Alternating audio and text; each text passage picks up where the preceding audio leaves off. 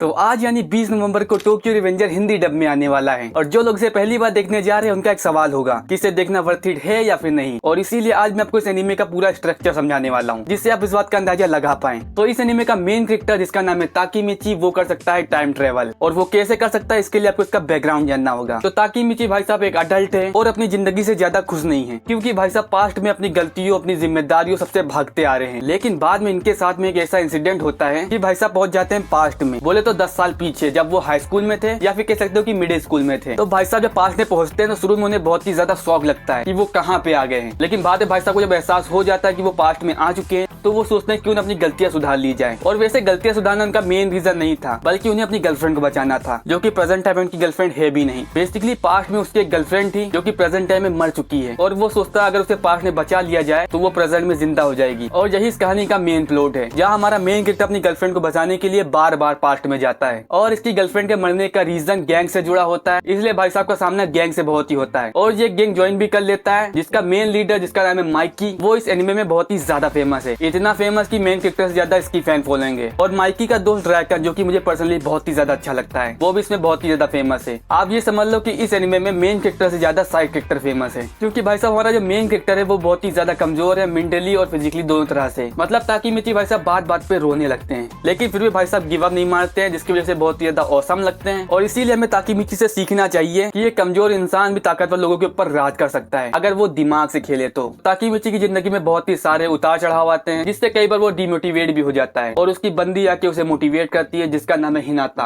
और जो हिनाता नाम की बंदी एकदम हिनाता भाभी जैसी है, बोले तो एकदम स्वीट और हम्बल, जो कि पर्सनली मुझे बहुत ही ज्यादा पसंद आई। और इसका साइड कैरेक्टर बोले तो माइकी, उसकी तो वाइब भी एकदम अलग है। आई मीन उसके चलने का स्टाइल, उसके फाइटिंग करने का स्टाइल एकदम अलग ही वाइब मारता है। और इस एनिमे में जो गैंग वॉर्स होती है उसे देखने में लिटरली बहुत ही ज्यादा मजा आता है, क्योंकि वो एकदम बैडेस लेवल पे होती है। और इस एनिमे का एक एपिसोड देख के आप ये अंदाजा नहीं लगा सकते कि अगले एपिसोड में क्या होने वाला है। मतलब इस एनिमे में ट्विस्ट बहुत ही ज्यादा है। और इस एनिमे में जो गैंग्स हमें दिखाई जाती हैं उनके बंदे एकदम प्रो लेवल के फाइटर होते हैं, लेकिन सारे फाइटर इतने प्रो लेवल के होने के बावजूद भी ताकीमिची का कहना मानते हैं। तो आप ये बस समझ सकते हो कि ताकीमिची भले ही बहुत ही ज्यादा रोंदड़ू है, लेकिन फिर भी भाई साहब का पौवा एकदम अलग ही लेवल पे है। और हाँ, जब मैं ये वीडियो रिकॉर्ड कर रहा हूँ तो मेरे सामने अभी तक टोक्यो रिवेंजर के एपिसोड हिंदी में नहीं आए, तो इसलिए मुझे नहीं पता उसके कितने एपिसोड हिंदी में आने वाले हैं। बेसिकली इसके 24 एपिसोड है पहले सीजन में, बाकी 2 सीजन और है 12 एपिसोड के आई थिंक। और जब इसका तीसरा सीजन आया था तभी मैंने इसके सारे एपिसोड वॉच कर लिए थे Japanese dub with Hindi subtitle में, जो कि मुझे पर्सनली बहुत ही ज्यादा अच्छा लगा था। और 2025 में इसका आने वाला है सीजन 4, जो कि बहुत ही ज्यादा हाइप पे है, क्योंकि सीजन 3 कैसे मोड़ पे एंड हुआ था कि बहुत ही बड़ी मिस्ट्री क्रिएट हो गई थी। और इसीलिए जिन लोगों ने इसकी मांगा नहीं पड़ी है वो लोग इसका पर्सनली बहुत ही ज्यादा वेट कर रहे हैं, जैसे कि मैं। और शायद यही रीजन है कि इसे हिंदी डब में लाया जा रहा है, क्योंकि सीजन 4 आते आते इसकी अच्छी खासी हाइप क्रिएट हो जाएगी और बाद में सीजन 4 को भी हिंदी में डब किया जाएगा। तो मेरे हिसाब से ये एनीमे देखना एकदम ही वर्थ इट है। और अगर आप चाहो तो इसे हिंदी सबटाइटल में भी देख सकते हो। अगर आपको हिंदी सबटाइटल में देखना नहीं आता है तो मेरी इस वाली वीडियो पे क्लिक करो और बाकी लाइक एंड सब्सक्राइब। और अभी के लिए